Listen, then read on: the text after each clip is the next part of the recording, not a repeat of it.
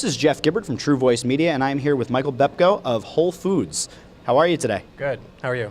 Quite excellent, thanks. I'm a huge fan of Whole Foods. I'm glad that you're able to spend some time with us. I want to talk to you a little about some of the things that you're doing. You just had a talk, spoke a little bit about using data, or actually a lot of bit about using data. Can you tell us a little bit more about how Whole Foods is using data? That's a pretty really big question.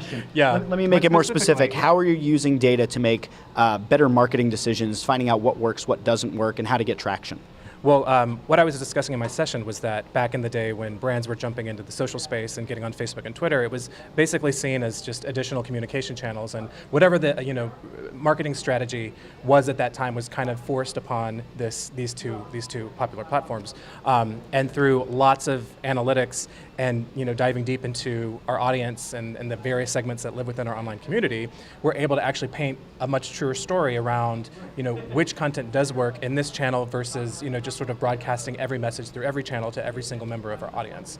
And so what we've been doing mostly is segmenting our audience so that we really understand who they are, like what they're interested in and what resonates with them, at really getting super targeted with the messaging so that we're really making a meaningful, impactful connection with them, as opposed to just sort of putting out a message and hope it sticks with like all 5.5 million that live in this online space for us. Because they're all the same person. Right. And what that's allowed us to do is get really granular with the data, because now we know that not only does this particular segment like to hear about vegan recipes, but they also however you want to break it down, but it's gotten really granular so that we know exactly how to optimize all of the marketing messages that we're pushing through social. So are you at the point now where you're not only targeting people by interest, but also by maybe geographic location or by specific social network that they're most interested in, or any number of different variables? I mean, how granular are you getting with this data? Pretty granular.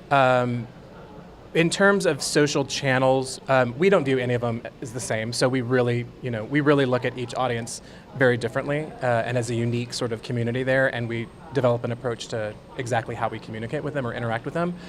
In terms of the segmentation, we started with kind of our 4 core segments of shoppers, but this was all based on data that's done in-store. So we knew that our digital audience was going to be different from our offline audience, but no one had really taken the time to understand, and so all of the marketing efforts were literally just sort of like an extension of what was based and designed for in-store, and we knew that this wasn't working. We could see it happening. If we would spend the time to create something that was custom to a social channel, that would perform much better than, let's just say, like a poster that was cropped and then resized to post on Facebook.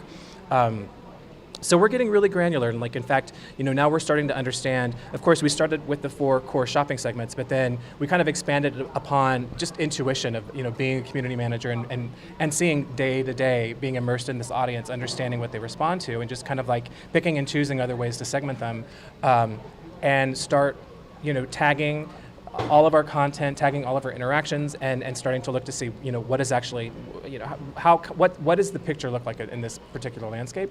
So we're seeing that, this particular segment not only responds a certain way to content that we put out, thematically, but then they're also having these other conversations off the side when they're not mentioning us. And this is, these are the conversations that they're having on a regular, ongoing basis when they're not engaging with their brand. And so we're gonna try to have that conversation with them. So we get pretty granular. I mean, we're talking about a certain segment that is more likely to come into the store and share photos on Instagram or share photos on Twitter, and it's usually around maybe an in-store event or some sort of like demonstration on food. And so we get pretty specific with with what we're looking at and how we're what our approach is to making sure that we're making that meaningful connection. So let me ask you this. What are you guys doing in terms of your mobile strategy and your in-store strategy, and how do they overlap, and is that becoming a greater focus for you as you move forward, the mobile and the in-store? Yeah, absolutely. In fact, what we know right now is that a lot of our shoppers interact with us on their mobile devices. And so, we've had an app for a long time. It wasn't exactly the most successful app, or at least it wasn't super robust in terms of functionality. And so we've been building out this team as we've understood that it's important to our brand, building out a team that focuses just on that.